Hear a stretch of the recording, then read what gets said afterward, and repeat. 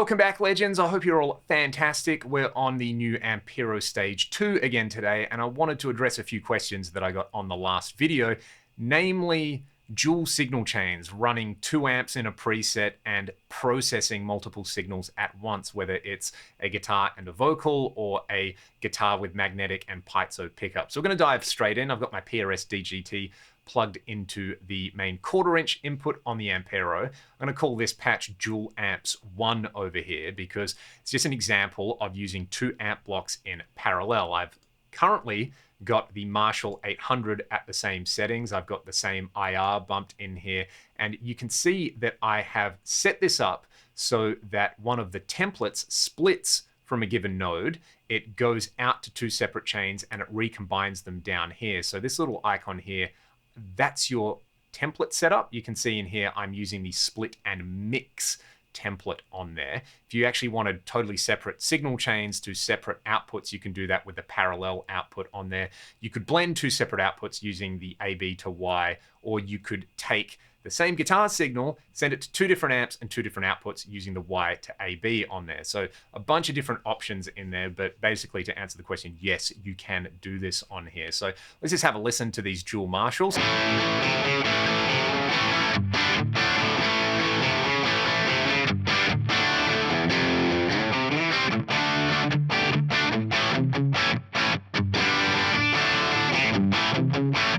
Okay, big deal, it's the same amp doubled up. With this node right here, you can actually choose the relative levels, the polarity, and you can pan each of these wherever you like in the chain. So one thing you could do would be to use, say, the same amp with 2 different IRs. I'm going to swap this one over here to a different IR. This is another one of my free IRs over here. And again, I'll plug in a similar low cut and high cut over here for this one. So just separate signal chains. We're using the same amp and different IRs. This is what they sound like blended.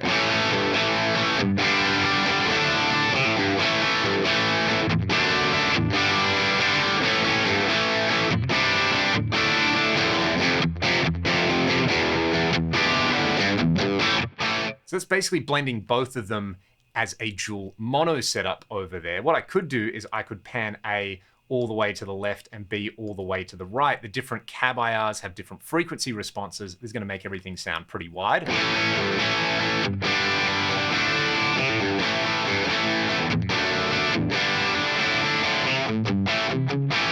Or of course, I could select different amps and different IRs. So on this little split here, let's just choose something that's not a Marshall. I might choose something like, say, the Soloist 100 Crunch over here, and I could use the master volume or the volume of that row to just kind of blend it in a little bit. Personally, I like using the level over here. So let's turn A all the way down. I'll just gradually introduce that combo with the Soloist and the different cabs. So it's just going to be Marshall and my LTTV mix IR, and we'll blend a bit of Soldano in.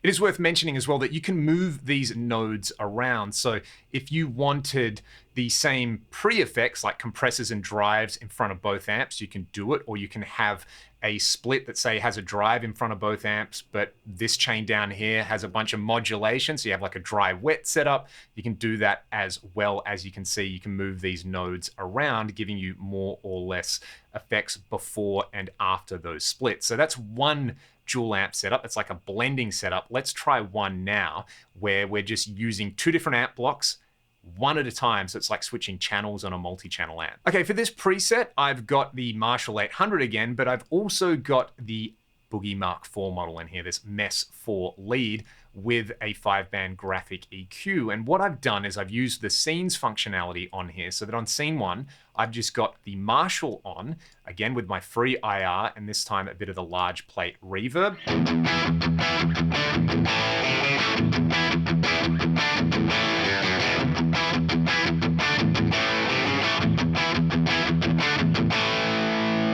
However, I've saved scene 2 so that the Marshall is bypassed and I've got this Boogie with its graphic EQ on over here. Again, scene 2, it's basically just amp cab reverb. I am using this EQ here to do the Boogie 5-band thing.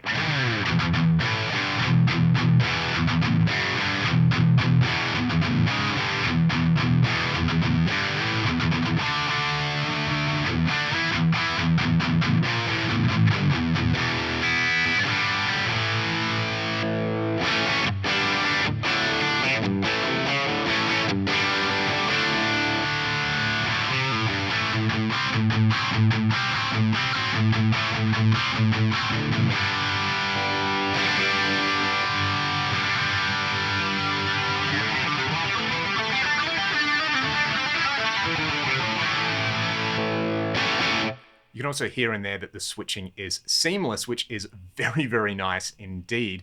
Let's just see, out of curiosity, if I wanted to, could I add another amp in here? I've got the option to add another amp in here, so I could go for, say, the deluxe model over here. Let's just bypass the Marshall. I'll bring the volume up a little bit, bass down, treble up.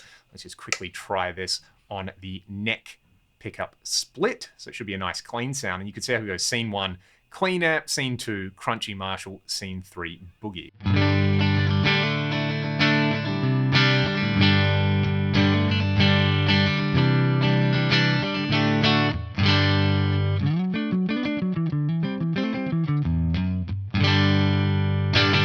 And again, if I'm using the scenes functionality, that's all going to be seamless switching on there. Of course, if I wanted to process 2 separate signals through here, I could just go with the stock parallel template in here. I could have, say, guitar 1's amp here and guitar 2's amp here and process them at the same time to separate outputs. Another application for that might be using, say, a guitar that's got magnetic and piezo pickups in it. Let's try that. I've got the magnetic pickup output of my JP7 going to the 1/4" input on the Ampero. Then I'm taking the piezo output and plugging that into the combi jack on the back of the Ampero. At the moment, I've got a very basic preset set up for my main electric guitar tone. So using the magnetic pickup output, it's the Marshall 800, my free cab IR, and the club reverb at stock settings. Let's hear that.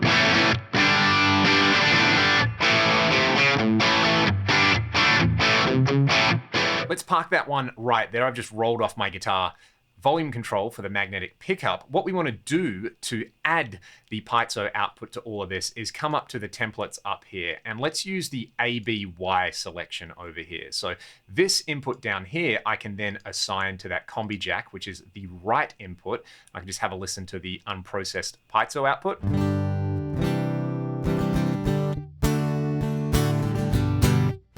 Nothing spectacular at the moment. I never really expect too much from an undersaddle pickup like that. If you can get it sounding okay, that's generally a pretty good outcome. So the first thing that I'll do is move this node over here so that it comes back onto the grid before the reverb. I want that club reverb on everything, but let's process that piezo signal now. The first thing I'm going to do, and the first option you can consider, is using one of the built-in acoustic guitar IRs on here. So you've got Dreadnoughts, Orchestral, Jumbo. Hummingbird generally sounds pretty good to me. Let's just have a listen to what that does.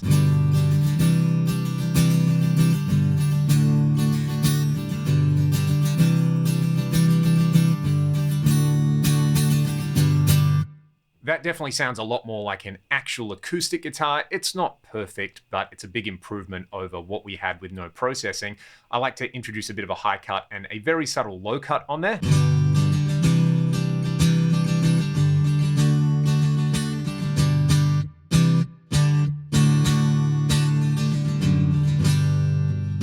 Next up, I want to just notch out some of that annoying 1K to 1.5K stuff that's coming from the IR and the piezo together. So let's come up here. Let's select one of the frequency types, there's this acoustic refiner, which is like a one knob wonder. If you don't really know what you're doing with EQ, start with this one, just turn it all the way down, all the way up, and choose something in the direction you like it.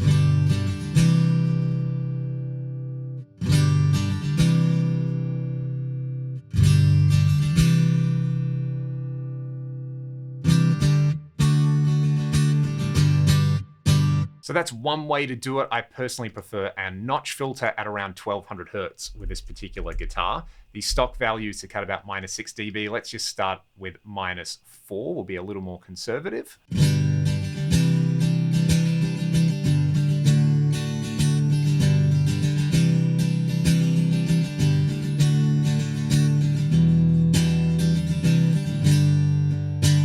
I don't mind that as a starting point. If there's other annoying frequencies in there, you could add multiple notch filters in series there. I like that the default Q value here is a little bit steeper than, say, the peaking filter on there, but you can turn that up if you really want to hone in on those frequencies. But for now, let's add a compressor after all of this. I'll go with the squeezer. So this is kind of like the studio style comp on here.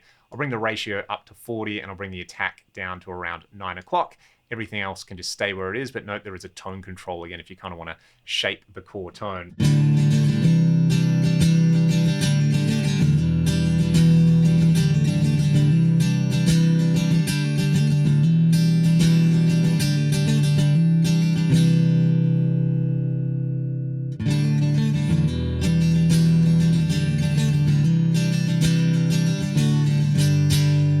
You could go further with that and add some modulation if you really wanted to grease it up, like say adding a basic chorus on here. There's some really nice chorus types.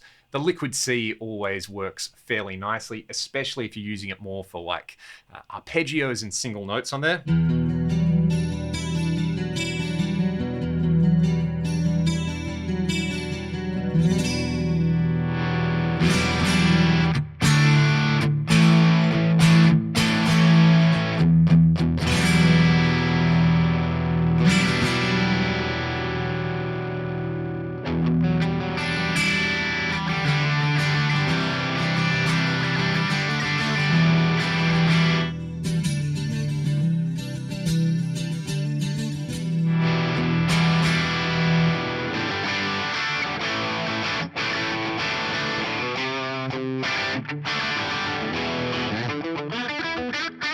And I just use the output of the last block before the modulation to control the overall level on there. And I just use my guitar controls to blend in electric or acoustic on there. Alternatively, you do have controls in this particular node to control not just the level of the A chain and the B chain, but they're panning as well. So if you wanted mono electric guitar going to a mixer and mono acoustic guitar and you wanted to control them from the mixer, you could do that too. That's it for today, everybody. I hope you enjoyed this little tutorial with the Ampero, and I hope this cleared up a few questions that I had from my last video. If you've got any other questions or suggestions for future videos with this unit, let me know in the comments section below. And if you like what I'm doing here on the channel and you want to support me directly, my Patreon and the music that I make with my band Ragdoll are linked in the video description. Have a great day. I'll see you next time.